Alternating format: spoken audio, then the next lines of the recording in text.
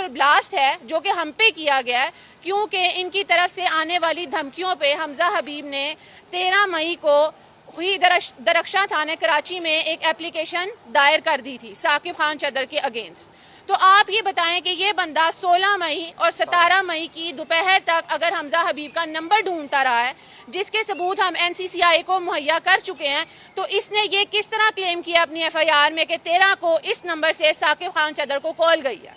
ये FIR किस base पे हुई है? ये FIR किस बेस पे हुई है? हमारा अथॉरिटी से भी यही सवाल था कि हमजा हबीब हमारा अथॉरिटी से भी यही सवाल था कि इसको इन्वेस्टिगेट किया जाए और ये जो प्रोपेगेंडा गलत किस्म का हमजा हबीब के अगेंस्ट भी खड़ा किया गया, हमें उसका भी जवाब चाहिए।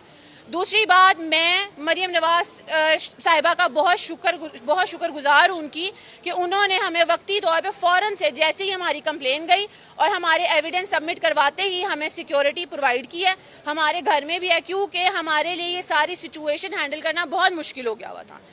मैं सबका शुक्रिया अदा करती हूँ, इदारों का भी। NCCI ने भी बहुत कोऑपरेट किया और हमारे साथ इम्पार्शियल होकर इन्वेस्टिगेशन कर रहे हैं। अच्छा मैम, मुझे ये बताइएगा कि आप चूंक थाने गई थी, वहाँ पे आपकी एप्लीकेशन दर्ज नहीं हो रही थी, वो जरा क्या माजरा था? जी, जब हम पहले गए थे तो उन्होंने हमारी एप्लीकेशन नहीं ली थी, क्योंकि वही असर रसूख की बात है कि चूंकि साकिब खान चदर इस वक्त सिटिंग MP हैं, तो उन्होंने बोला हम उनके अगेंस्ट कोई एप्लीकेशन नहीं लेंगे और ना ही FIR दर्ज करेंगे। लेकिन जैसे ही हम CM ने, मरियम नवाज साहिबा ने एक्शन लिया तो हमारी एप्लीकेशन भी ली गई और सारा जो प्रोसीजर था वो स्टार्ट हुआ।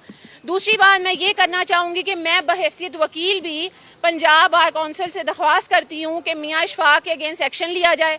उनको ये कोई हक नहीं पहुँचता कि वो अपने क्लाइंट के लिए किसी दूसरे भी सामने वाले, जो कि मैं लीगल कैपेसिटी में बहैसियत वकील भी, वो मेरी कैरेक्टर असैसिनेशन करें या वो अपनी लाइन क्रॉस करें। अच्छा, थोड़ा सा ये बता दें कि साकिब खान चदर जी बिल्कुल, हम डेफेमेशन का जो सूट है वो फाइल करेंगे और मेरा सवाल भी यही था कि अगर हमने कानून का रास्ता इख्तियार किया है, वही बंदा कानून का रास्ता इख्तियार कर सकता है। हमारे पास सबूत हैं, हर चीज है, तो हमने कानून का रास्ता इख्तियार किया।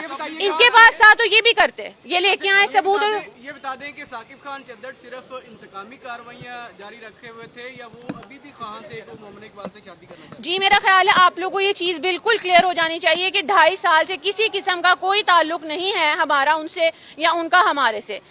चीज़ें ख़त्म हो चुकी हुई थी, लेकिन अब सिर्फ जैसे ही मोमिना इकबाल की शादी की खबर सोशल मीडिया पे आई तो ये सारी चीज़ें शुरू हुई। मेरा नहीं ख्याल, मुझे इस बात पे आप लोगों को सफाई या समझाने की भी ज़रूरत है कि ये सब क्यों हुआ।